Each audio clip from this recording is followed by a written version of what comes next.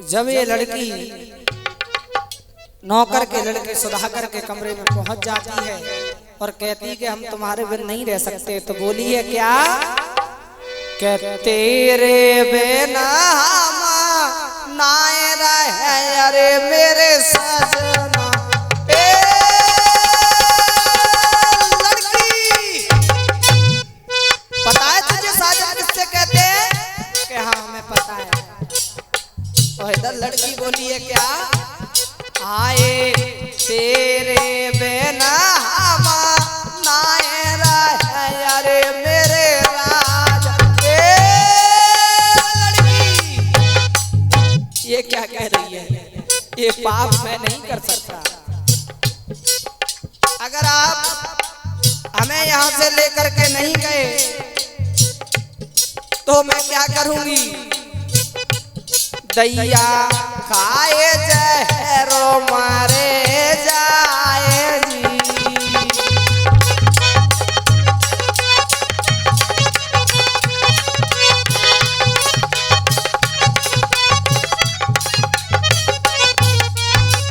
जब इस लड़की ने उस नौकर के लड़के से ये बात कही तो लड़का सोच में पड़ गया। अब वो बोला कि बात बनेगी नहीं तो क्या हुआ? भैया आधी रात के वक्त के दोनों घर से भाग गए।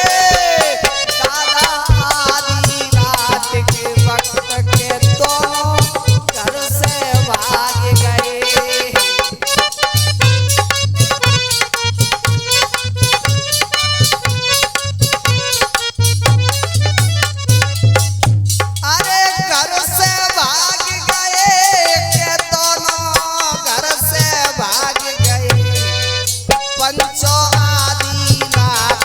वक्त के दोनों घर से भाग गए।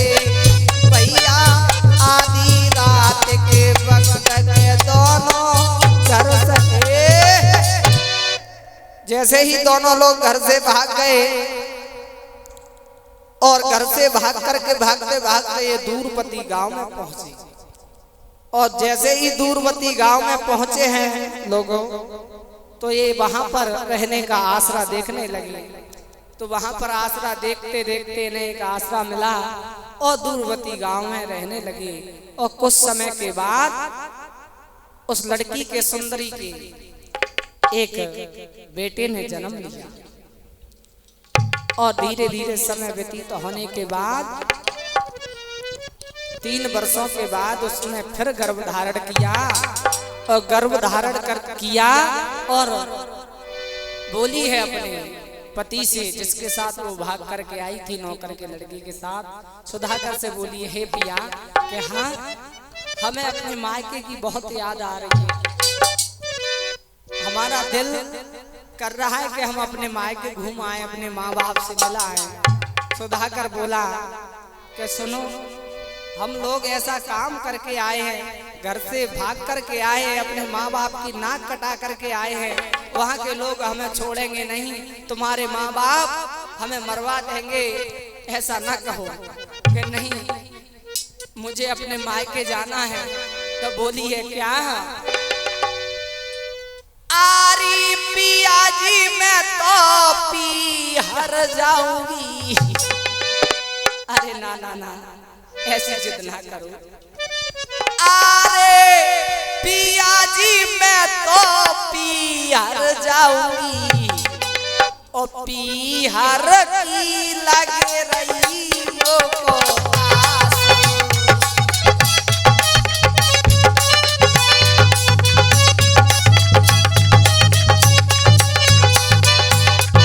हे सुंदरी, वहां के लोग हमें मार देंगे। ना ना ना। ओ पिया जी मैं तो पीहर जाऊंगी। पीहर की लगे रही दिल में आस।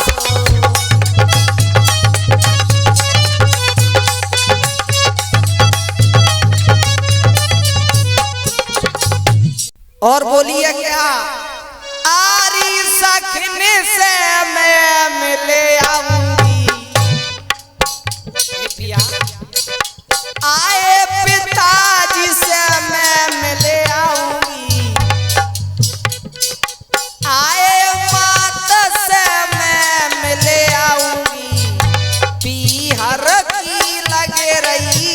मोको आस।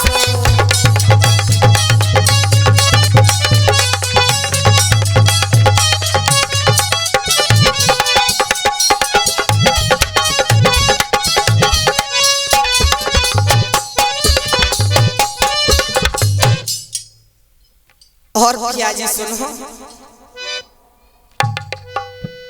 आरे के दिल की मैं बतलाऊंगी। हे पिया, जो भी गलती हुई मैं गलती मान लूंगी उनसे।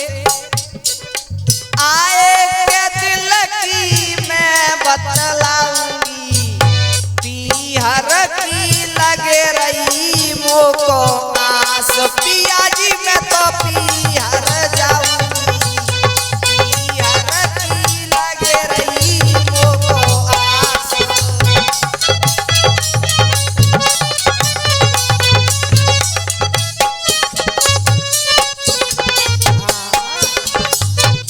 जैसे ही लड़की ने आज सुधाकर से जिद की है तो सुधाकर बोला ठीक है, ना मानो तो चलो जो भी होगा सो देखा जाएगा। इन लोगों ने तैयारी कर ली। इधर इसके पास एक 3 साल का बेटा है और एक बेटा इसके पेट में है, गर्भ में है। अब ये लोग चलते हैं अपने मायके के लिए। वो लड़की अपने पति को साथ में लेकर के जा रही है। धीरे धीरे चलते चलते चलते चलते शाम हो जाती है और जो श्रावस्ती जो नगर था उसमें पहुंचने से पहले एक जंगल पड़ता था और नदी पड़ती थी। ये लोग पहुंचते पहुंचते एक जंगल में पहुंचे और जंगल में पहुंचते पहुंचते इनको शाम हो गई। जैसे ही शाम हो गई तो सुधाकर बोला कि सुनो सुंदरी, रात को यहीं पर रुकना पड़ेगा, सुबह होते ही अपन श्रावस्ती के लिए प्रस्थान करेंगे। तो लड़की बोलती है ठीक है, क्योंकि वो गर्भ धारण किए थे इसलिए।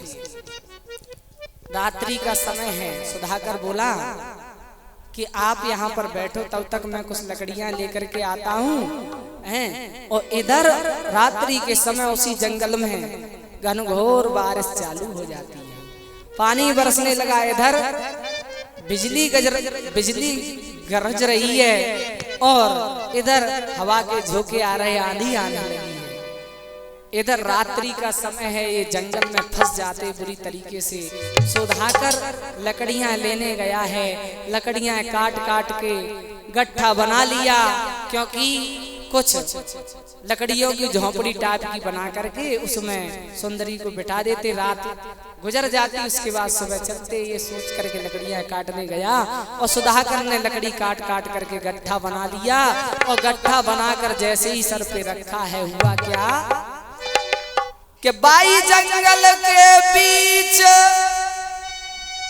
के करिया नाग है आयो।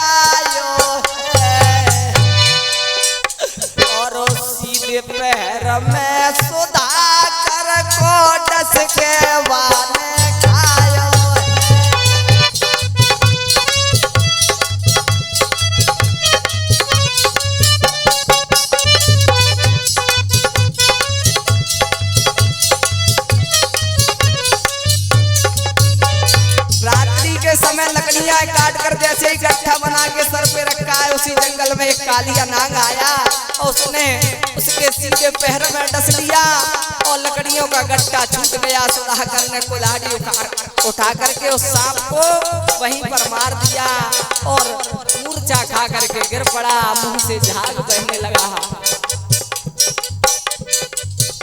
अरे पिसियर ने लो खाई कहे समझ आए, सुनो मेरे भाई, जागो पीरो परो शरीर रे सो तुम को रे बतलाई।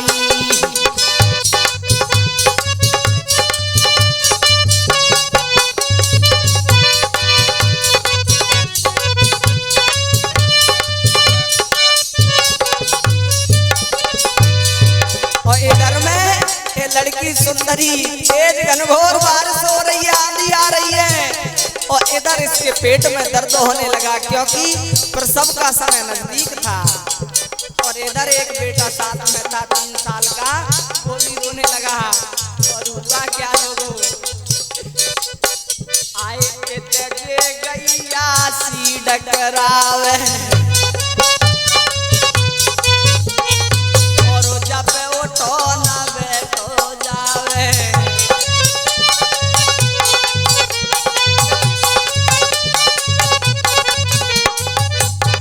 और कह रही हमारे पिया अभी तक नहीं आए लकड़ी लेकर के। और इधर एक घटना घट गई कि सर्प ने उसे डस लिया और वो खत्म हो गया। अरे जे गैया सी डकरावे और जब उठो ना बैठो जावे।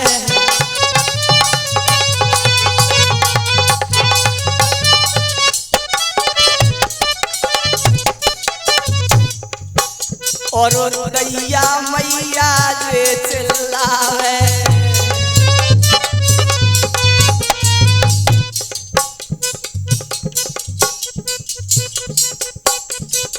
बाई जंगल के बीच के जाके बेटा जन्मो है और पूरी तरह रही कराए और बुरी तरह रही कराए के दिल को धीर न बंधायो है।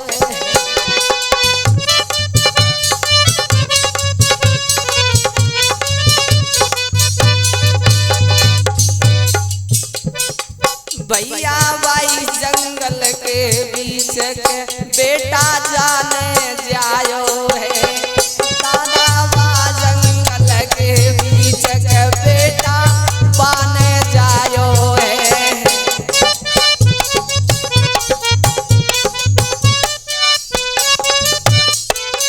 भैया इधर इसके बेटा हुआ है, इधर बारिश हो रही है, आंधी आ रही है। उसी जंगल में इसने एक और बेटे को जन्म दिया और उधर इसका पति सर्प ने डस लिया सुधाकर। वो मूर्छा खा करके गिर पड़ा, मुंह से झाग बह रही है, खत्म हो जाता है। धीरे धीरे